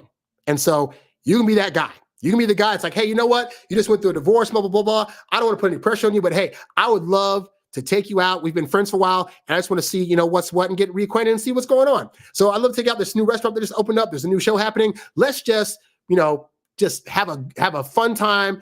Nothing guaranteed to happen. Just go and have a fun time with each other and just enjoy each other's company in whatever capacity that happens to be. All right. So then you go out, you go to movies, go to a dinner, you hang out, you go back to her place, and you try to put moves on her. Like, you guys know each other ideally long enough to where it's like, if she's agreeing, here's the thing, get the date first. If she agrees to the date, that means the fact that you said the word date, she said yes, means that to her, she's in the phase of like, let's just see where this goes. And that's how you treat the first 3 months of dating, is just, let's just see where this goes. So on your end, guy, I'm going to stress this again, I stress on every show, you cannot be the one talking about feelings. You can't be the one talking about trying to get into a relationship, about what are we, about are you still in contact with your ex-husband and blah, blah, blah, blah. And this, like, are you seeing other guys? None of that. Your job is fun guy. You take her out for a good time. You take her on a date. You have some fun together. You hook up with her a few times. And then if you do that and you're just consistent in doing that, what'll typically happen over time is the woman will start to think, again, her emotions are already kind of involved because you're friends, right? But if she agrees to dates and she starts going up and you start hooking up, her emotions are going to become more involved to where they're going to start bonding her to you in a stronger way, to where she will start showing you signals that indicate her growing feelings, which again, I go over extensively in the Introvert Dating Success Academy. But suffice to say, if she's showing you these things, if she's asking you certain questions, then she will at some point bring to your attention, hey, so what are we? Hey, so what are we doing? Let that be her journey. Let her be the one to focus on the relationship. All you're focusing on is showing her a good time and having fun. If you do that, you will get her head off the divorce. You will get her head off of being rejected by this guy, and you will be able to get her at some point. But if you need a fuller scope of what to actually do, check out the stuff at my website. So hopefully this helps you out. All right, guys. So I think that's pretty much the show today. Thank you all for tuning in. Before we end the show, though, for those of you that didn't join me on Saturday, I have an album out called Kevin Samuels Was Right. It is 10 songs that the song titles are based on things Kevin Samuels used to say. He was the late guru that gave dating advice to men and women. And so when he died, I was just like, man, I thought some of the stuff that he talked about was valuable and had a lot to say. So I put together 10 songs for that. And so I made a music video when I was on vacation that I thought you guys would enjoy. So I'm going to show you guys the video, and then it'll go to the ending. So for the rest of you guys, be sure to check out more of these shows. I do a live show every Tuesday and Saturday, Tuesdays at 5, Saturdays at 9 a.m. And be sure to go to the website, introvertdatingsuccess.com. Check out my ebooks, audiobooks, programs. I got a webinar there right now called 3 Nice Guy Dating Patterns That Turn Women Off and What to Do Instead. Just a lot of great stuff. So check all that out at the website. I will see you guys on the next episode of Introvert Dating Success Academy. For now, enjoy this music video, and I'll catch you guys later. I'm out. Peace. Where are you going? No, Lulu, don't pee on the carpet. Lulu! You about to buy a dog, die alone. Buy a dog, die alone. You about to buy a dog, die alone. Buy a dog, die alone. You about to buy a dog, die alone. Buy a dog, die alone. You about to buy a dog, die alone. Buy a dog, you about to buy a dog and die alone. There you go, crying you're alone. Your girlfriend on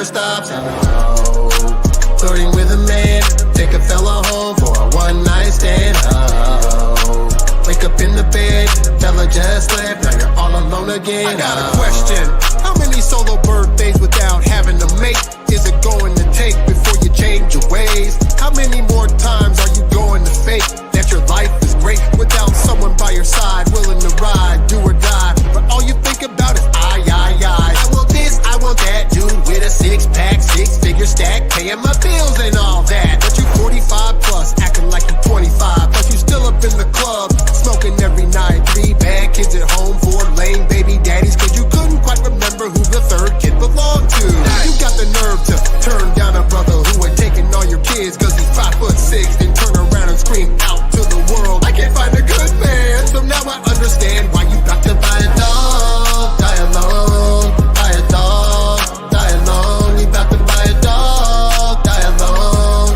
buy a dog, die alone. You got to buy a dog, die alone, buy a dog, die alone. You got to buy a dog, die alone, buy a dog. You about to buy a dog and die alone. Can't nobody tell me what I can or can't post up on my own social media. If I want to shake my can for the gram, then who are you to tell me I can't? There you go, posting up a thirst trap. Them high value men, they don't like that. You say I can do what I wanna do. I say you should go to the kennel boo. You say you want a high value man in your life, but you don't have the things that he needs in a wife. All this boss chick, independent chick attitude with this minute ish, and you not staying fit like, hey Big Shirley, you so burly, mad at the world cause they did you dirty. Won't change up cause you over 30. Act like a man, never been that girly. Yeah, always got a comeback of attack when you get called out for the way you act. Thought you about to get some licks from a pit bull. Pitiful, Kevin Samuels gave the manual, but you couldn't believe this is what a man would need. So you called him a sexist? Girl, you need a therapist. You won't date nice guy Brad, but you give it up to Chad? He ain't even got no pad. Spend your energy on bums who leave you in the dust. No wonder you think all men suck, but keep on playing. But that wall's getting close. Pretty soon you'll be a ghost to the dude you want the most. But you won't date down till it's too late. That 5'6" guy is looking pretty fly, but you passed him by, and now he's got a wife who is 6'1". They be having lots of fun. Meanwhile, you go into the pet shop for some little bow wows that'll love you till your heart stops. Call them Lulu and Sunny, but they only live so long. When they die, you gon' still be alone. When they die, you gon' still be alone. When they die, you gon' still be alone. You about to buy a dog, die alone. Buy a dog, die alone. You about to buy a dog, die alone. Buy a dog, die alone. You about to buy a dog, die alone. Buy a dog, die alone. You about to buy a dog, die alone. Buy a dog. You about to buy a dog and die alone. Should've changed your ways, but you won't. Waited too long and now you're up-oh. Kevin, he was right, now you're up-oh. You gon' buy a dog and die alone.